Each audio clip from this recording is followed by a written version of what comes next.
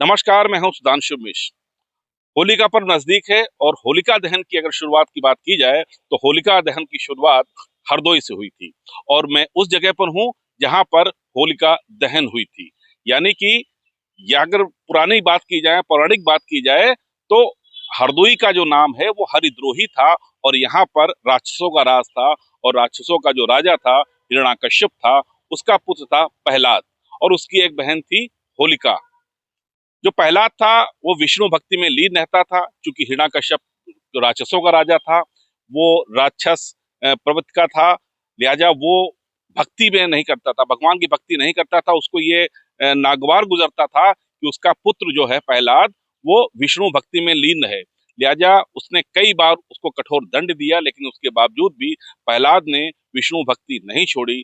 अंत में होलिका, जैसे मैंने बताया कि हिरण्याकश्यप की बहन थी, उसे वरदान प्राप्त था, उसको एक चुंडी प्राप्त थी, जिसको ओढ़कर वो अगर आग में भी बैठ जाती तो भस्म नहीं होती। हिरण्याकश्यप ने सोचा कि अब जब प्रहलाद लगातार विष्णु भक्ति करे जा रहा है, तो उसने उसको मारने की सोची।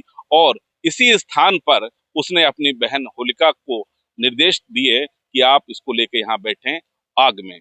लेकिन विष्णु भक्ति की में लीन प्रहलाद होलिका की गोद में बैठ गया। होलिका ने अपनी वो चुनरी भी ओढ़ी, लेकिन कुछ ऐसा हुआ कि जो चुनरी थी वो प्रहलाद के ऊपर गिर गई और प्रहलाद बच गया और होलिका दहन हो गई।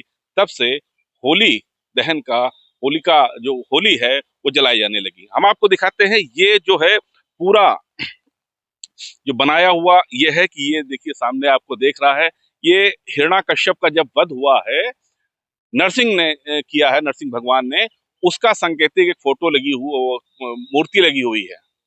और ये वो कुंड है जिसका निर्माण हिरण्याकश्यप ने करवाया था। यहीं बीच में होलिका लेकर बैठी थी प्रहलाद को, और यहीं पर प्रहलाद तो बच गया, लेकिन होलिका दहन हो गई। तब से इस कुंड का निर्माण कराया गया। लेकिन आप देख सकते हैं कुंड की दशा कितनी बुरी है। और यहाँ पर पानी पहले था, वो भी अब आप देख सकते हैं कितना दूषित पानी है। इसका सौंदर्यीकरण तत्कालीन डीएम पुलकित खरे ने 2019 में कराया था, लेकिन उसके बाद इसकी स्थिति बद से बदतर होती जा रही है। यहाँ पर कई चीजें थी, जैसे बच्चों का यहाँ पर झूले थे, यहाँ पर बेंच लगी हुई थी, फुलवारी यहाँ पर लगाई गई थी। आप जैसा देख रहे हैं कि बेंच वगैरह पड़ी है, लाइटें लगी थी, वो सब यहाँ पर खराब हो चुकी हैं। यहाँ कोई आने जाने वाला नहीं है, क्योंकि ये बंद रहता है। आप देख सकते हैं कि ये जहाँ पर चेन पड़ी हुई थी, ये स्टील के एंगल लगे हुए थे। बहुत अच्छा लगता था जब इसका सौंदर्यीकरण हुआ। लेकिन धीमे धीमे स्थिति ये हो गई है कि सब चेन वगैरह टूट गई हैं। इसके जो आप देख सकते हैं कि यहाँ पर लाइटें लगी थी वो भी गायब हो गई हैं। वो बच्चों के कुछ झूले पड़े थे और भी कुछ बच्चों के लिए था, वो सब टूट गया है या वो झाड़ियों में छुप गया है। आप देख सकते हैं वो बेंच पड़ी है, वो भी झाड़ियों के बीच में है। तो यहाँ पर कोई इसकी सुध लेने वाला नहीं है। और आपको ये भी बता दूं कि इसी परिसर में माता श्रवण देवी मंदिर है, जो शक्तिपीठ है वो है। लेकिन हैरानी की बात ये भी है, तमाम मंदिरों का सौंदर्यीकरण होता रहा, लेकिन यहाँ पर इस ना तो इस प्रहलाद घाट का और ना माता श्रवण देवी मंदिर का सौंदर्यीकरण हुआ। अगर ये जनप्रतिनिधि यहाँ चाहते तो इसमें इसका यहाँ सौंदर्यीकरण हो सकता था, कॉरिडोर बन सकता था, बहुत अच्छा यहाँ पर रहता, और जाने कितने लोगों को रोजगार मिलता, जाने जाने कितने लोग यहाँ पर बाहर से देखने आते, पर्यटन स्थल विकसित होता। लेकिन ऐसा कुछ नहीं हुआ, और आज ये बदहाली की कगार पर ये पूरा परिसर जो है पहुंच गया है। और जैसे आप मैंने दिखा ही रहे हैं, ये देखिए। और ऊपर जो भगवान नरसिंह की मूर्ति, जिन्होंने बाद में हिरण्याकश्यप का वध किया, वो लगाई गई थी। और हमने आप देख सकते हैं पीछे बहुत अच्छा पेंट था, पेंट भी बिल्कुल गंदा सा हो गया है। और पानी की स्थिति आप देख ही चुके हैं।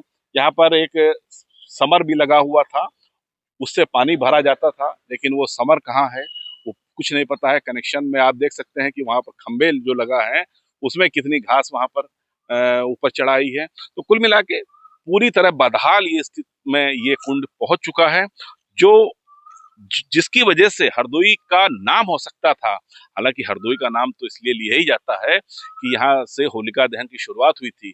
लेकिन अगर इसका सौंदर्यीकरण होता तो आप समझ सकते हैं कितने लोग यहाँ पर आते, हजारों हजार पूरे देश से आते, विदेश से आते, यहाँ पर देखने आते कि शक्तिपीठ के दर्शन करने आते, इस जगह को देखने आते और कहते हैं कि ये पानी जो है यहाँ पर, जैसे कि जिला प्रशासन ने एक बोर्ड लगा रखा है कि आचमन होता है, लिहाजा इसको गंदा ना करें। और आप स्थिति ये देख सकते हैं कि यहाँ पर काई जमा है, तो आचमन योग पानी भी नहीं है यहाँ पर ये। तो कुल मिला के ये बहुत दयनीय स्थिति में पहुंच चुका है।